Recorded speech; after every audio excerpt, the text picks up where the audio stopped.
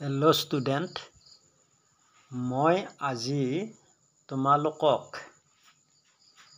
Kilometre, হেক্টমিটাৰ বা kilogram, ডেকাগ্ৰাম বা kilolitre, হেক্টলিটাৰ এইবিলাক আমি যিবিলাক আজ্জা, লিটাৰ, চেণ্টিমিটাৰ, এই যিবিলাক আজ্জা, এই আজ্জাবিলাকত তোমালোকৰ প্ৰায় ছাত্ৰ ছাত্ৰীৰে কি হয় ভুল হোৱা দেখিবলৈ পোৱা যায়।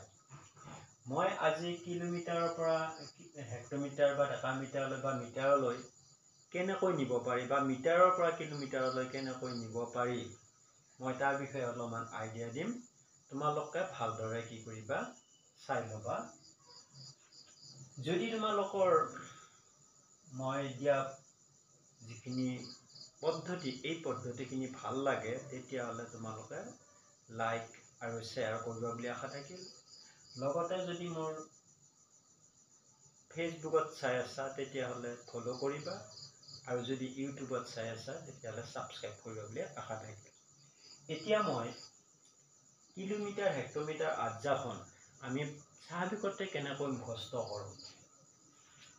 90% ছাত্ৰ ছাত্ৰীয়ে মুখস্থ কৰে কেনেকৈ মিলিমিটাৰ, চেণ্টিমিটাৰ, ডেচিমিটাৰ, মিটাৰ, ডেকামিটাৰ, হেক্টমিটাৰ, কিলোমিটাৰ এনেকৈ আজ্জাখন মুখস্থ কৰে।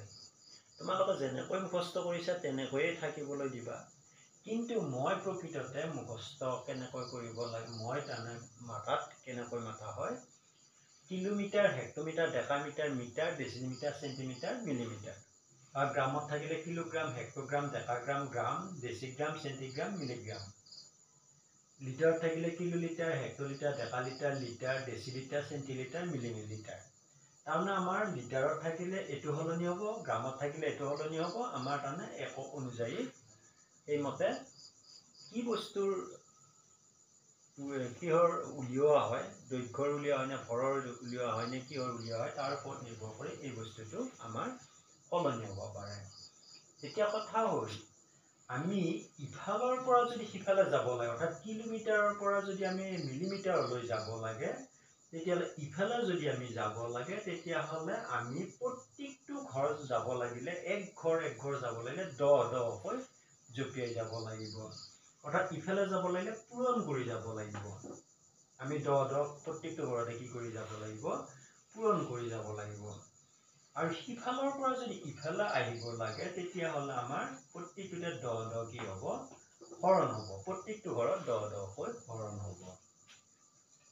আমি এনে এইটো ডাঙৰ একক আৰু এইটো আটাইতকৈ সৰু একক। ডাঙৰ এককৰ পৰা সৰু এককলৈ যাব লাগিলে আমি কি কৰিব লাগে, এনেকৈ যাব লাগে। এতিয়া কথা হ'ল, আমি ডাঙৰৰ পৰা সৰুলৈ গ'লে নিয়মমতে কি হ'ব লাগে, হৰণ হ'ব লাগে। কিন্তু আমাৰ কি আছে, এটা কথা লক্ষ্য কৰা, এইটো যদিও ডাঙৰ একক, এইটো সৰু একক, ইফালৰ পৰা সিফালে গ'লে মানবিলাকৰ মানে কি হৈ যায়, ডাঙৰ হৈ যায় থাকে। যেনে ইয়াৰ পৰা ইয়ালৈ যাওঁতে 10 হ'ল, আকৌ ইয়াৰ পৰা ইয়ালৈ যাওঁতে 100 হ'ব, ইয়াৰ পৰা ইয়ালৈ যাওঁতে 1000 হ'ব। অৰ্থাৎ বাঢ়ি যাই থাকে কাৰণে আমি ইফালৰ পৰা সিফালে গ'লে কি হৈ যায়, পূৰণ হৈ গৈ থাকে, আৰু সিফালৰ পৰা ইফালে আহিলে কি হৈ গৈ থাকে, হৰণ হৈ থাকে। এতিয়া আমি যদি কিলোমিটাৰৰ পৰা হেক্টমিটাৰলৈ যাব লাগে তেতিয়াহ'লে আমি এক ঘৰ জঁপিয়াইছোঁ, কিমান পূৰণ কৰিব লাগিব, 10 পূৰণ কৰিব লাগিব। ঠিক তেনেকৈ কিলোমিটাৰৰ পৰা যদি ডেকামিটাৰলৈ যাব লাগে আৰু এটা 10 জাপ মাৰিম, তেতিয়াহ'লে 10 গুণ কিমান, 100 হ'ব। অৰ্থাৎ 1 কিলোমিটাৰত 100 ডেকামিটাৰ। ঠিক তেনে কিলোমিটাৰৰ পৰা মিটাৰলৈ যাব লাগিলে আৰু এটা 10 পূৰণ হ'ব। গতিকে 10 গুণ 100, 10 1000, অৰ্থাৎ 1 কিলোমিটাৰত কিমান, 1000 মিটাৰ। গতিকে কিলোমিটাৰৰ পৰা মিটাৰলৈ গ'লে আমি 10 পূৰণ কৰি গৈছোঁ। যদি আকৌ মিটাৰৰ পৰা কিলোমিটাৰলৈ আহিব লাগে তেতিয়াহ'লে 10 হৰণ হৈ আহিব। অৰ্থাৎ 1 মিটাৰত কিমান, ডেকামিটাৰলৈ যাব লাগিলে কি কৰিব লাগিব, এইটো 10 হৰণ হ'ব। অৰ্থাৎ 10ৰে হৰণ কৰিলে 1/10 হ'ব। ঠিক তেনে আকৌ মিটাৰৰ পৰা হেক্টমিটাৰলৈ গ'লে 1/100 হ'ব। ঠিক তেনে মিটাৰৰ পৰা কিলোমিটাৰলৈ আহিলে 1/1000। অৰ্থাৎ মিটাৰৰ পৰা কিলোমিটাৰলৈ নিলে 1000ৰে হৰণ কৰিব লাগিব। কিলোমিটাৰৰ পৰা মিটাৰলৈ যাব লাগিলে 1000ৰে কি কৰিব লাগিব, পূৰণ কৰিব লাগিব। আমি এনেকৈ আজ্জাখন কি কৰিব পাৰোঁ, জানিব পাৰোঁ। এতিয়া মই ধৰা কোনোবা এটা বস্তু কিলোমিটাৰৰ পৰা মিটাৰলৈ নিব দিলে, ধৰা 5 কিলোমিটাৰ আছে, 5 কিলোমিটাৰ। মিটাৰলৈ নিব লাগিলে মই কৈছোঁ কিলোৰ পৰা হেক্টৰলৈ 10, হেক্টৰ পৰা ডেকালৈ আৰু 10, ডেকাৰ পৰা মিটাৰলৈ আৰু 10, অৰ্থাৎ 1 কিলোমিটাৰত 1000 মিটাৰ। তেতিয়াহ'লে 5 কিলোমিটাৰত কিমান হ'ব? 5 পূৰণ 1000 মিটাৰলৈ গুচি যাব। অৰ্থাৎ এইটোৰ লগত এইটো পূৰণ কৰিলে কিমান হ'ব? 5000 মিটাৰ হৈ গ'ল। এনেকৈ কিলোমিটাৰৰ পৰা কিহলৈ নিব পাৰোঁ? মিটাৰলৈ নিব পাৰোঁ। এইবাৰ যদি আমাৰ মিলিমিটাৰৰ পৰা মিটাৰলৈ আনিব লাগে, মিলিমিটাৰৰ পৰা মিটাৰলৈ আনিব লাগিলে কি হ'ব?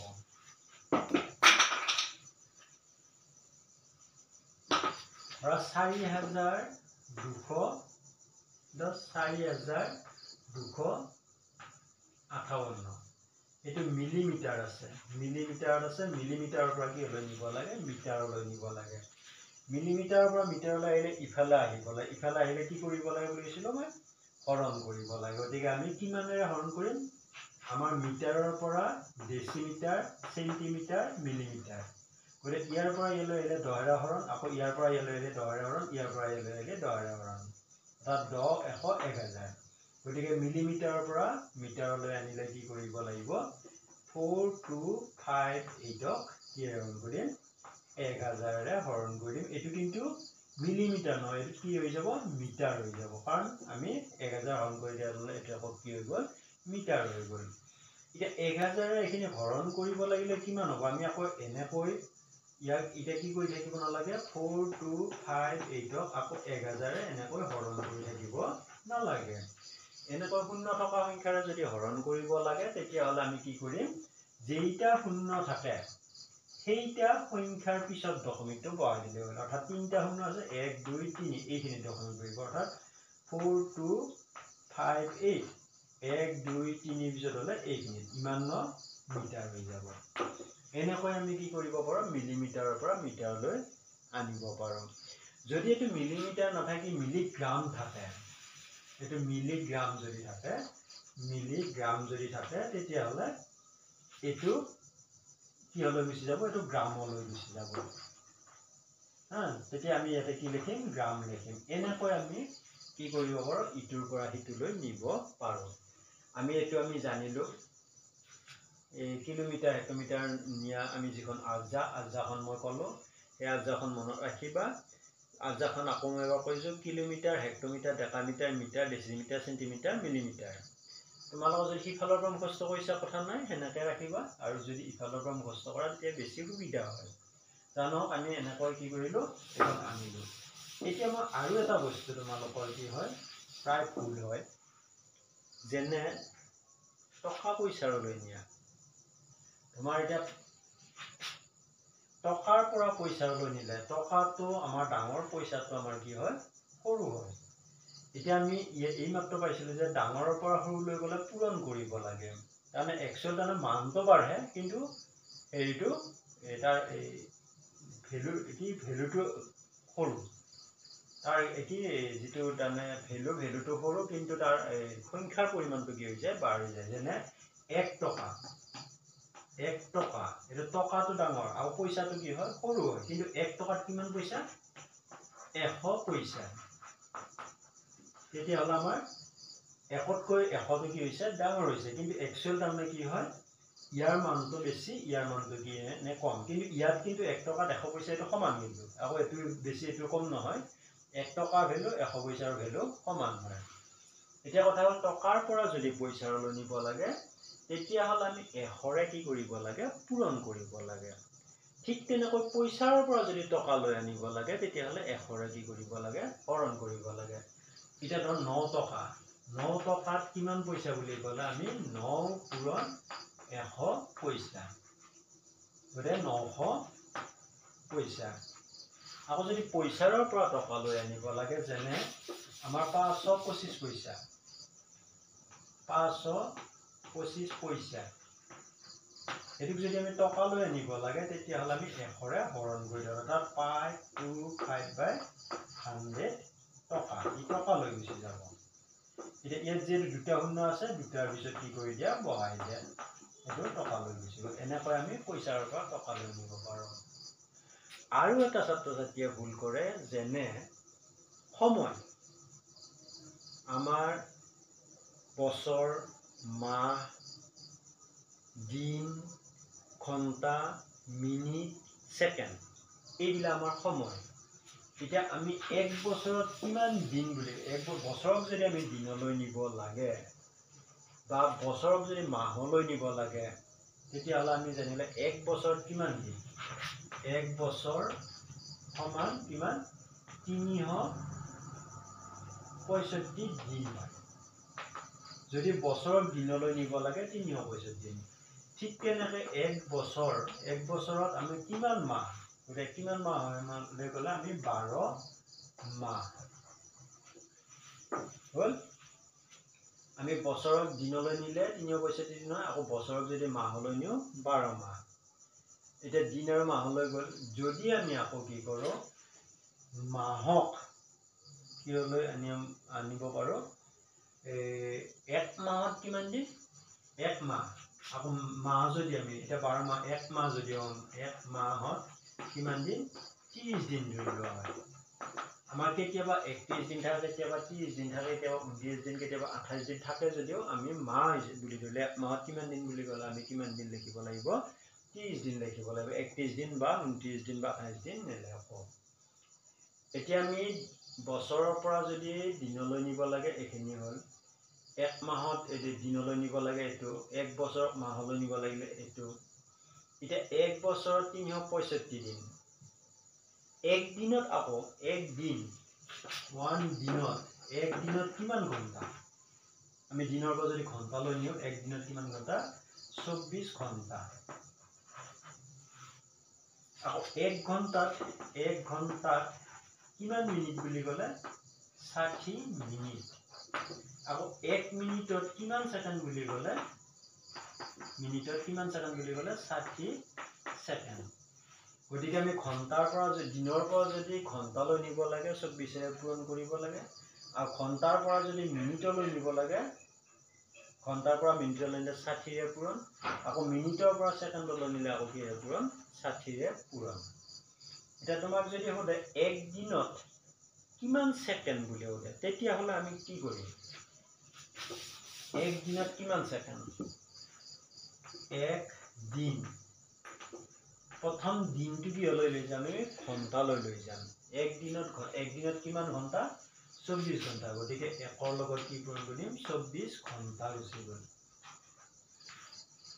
এইটো 24 ঘণ্টা পালো। 24 ঘণ্টা। আকৌ ঘণ্টাক যদি আমি মিনিটলৈ নিব লাগে তেতিয়াহ'লে এক ঘণ্টাত কিমান মিনিট? 60 মিনিট। গতিকে 60ৰে ইয়াক কি কৰি দিয়া? আকৌ পূৰণ কৰি দিয়া।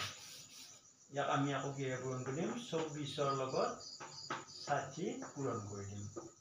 এইটো কিমান হ'ব? মিনিটলৈ গুচি যাব। আকৌ যদি মিনিটৰ পৰা ছেকেণ্ডলৈ নিব লাগে তেতিয়াহ'লে আকৌ কি কৰিব লাগে? এইখিনি পূৰণ কৰিলে কিমান হ'ব? 0 6 4 গুণ 24, 6 গুণ 12 14, 144, এইটো কি হ'ব? মিনিট গৈ। আকৌ ইয়াক কিহলৈ নিব লাগে? মিনিটৰ পৰা কিহলৈ নিব লাগে? ছেকেণ্ডলৈ। ছেকেণ্ডলৈ 1440 ইনটু 60 ছেকেণ্ড। গতিকে ছেকেণ্ডলৈ গুচি গ'ল। এইখিনি এতিয়া পূৰণ কৰি দিয়া, দিওঁতে কিমান হ'ব?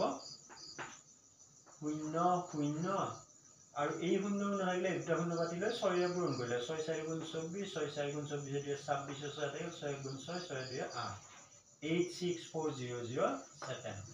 গতিকে এক দিনত কিমান ছেকেণ্ড বুলি ক'লে আমি এইখিনি ছেকেণ্ড লিখিব লাগিব। আকৌ যদি ঘণ্টাৰ পৰা ছেকেণ্ডলৈ দিব লাগে আমি ডাইৰেক্ট কি কৰিব পাৰোঁ? 1 ঘণ্টা সমান 60 পূৰণ কৰি দিলে মিনিটলৈ যাব, আৰু 60 যদি পূৰণ কৰি দিওঁ তেতিয়াহ'লে ছেকেণ্ডলৈ গুচি যাব। আমি ডাইৰেক্ট 6 6 গুণ 3600 ছেকেণ্ড। গতিকে 1 ঘণ্টাত কিমান ছেকেণ্ড বুলি ক'লে? 3600 ছেকেণ্ড। এনেকৈ ঘণ্টা, মিনিট, ছেকেণ্ডলৈ নিয়া মই গোটেইখিনি ক'লোঁ। লগতে মই ক'লোঁ কি টকা পইচাৰ নিয়াটোও ক'লোঁ, আৰু লগতে চেণ্টিমিটাৰ, মিটাৰ সেইবিলাক নিয়াও ক'লোঁ। গতিকে এই বস্তুখিনি তোমালোকৰ যদি ক্লিয়াৰলি জানিব পাৰা তেতিয়াহ'লে তোমালোকৰ এইবিলাক কনভাৰ্ট কৰা, অৰ্থাৎ ইটোৰ পৰা সিটোলৈ নিয়াত কি নহয়? একো অসুবিধা নহয়। কেতিয়াবা তোমাক 6 ঘণ্টাক মিনিট আৰু ছেকেণ্ডলৈ নিব দিব পাৰে, বা তোমাক 25 ছেকেণ্ডক ঘণ্টালৈ নিব দিব পাৰে বা মিনিটলৈ নিব দিব পাৰে। যদি ছেকেণ্ডৰ পৰা মিনিটলৈ আনিব লাগে তেতিয়াহ'লে হৰণ মিনিটৰ পৰা ছেকেণ্ডলৈ নিলে কি কৰিব লাগে পূৰণ কৰিবলৈ এনেদৰে আমি কি কৰিব পাৰোঁ এইবিলাক এটাৰ পৰা এনটো নিব পাৰোঁ। গতিকে এইখিনি মই শিকালোঁ, এইখিনি তোমালোকে ভালদৰে চাবা আৰু যদি কিবা অসুবিধা হয় বুজি নোপোৱা থাকা তেতিয়াহ'লে সুধি ল'বা বুলি আশা ৰাখি মই ইমানতে ক্লাছটো কি কৰিলোঁ সামৰণি মাৰিলোঁ। ধন্যবাদ।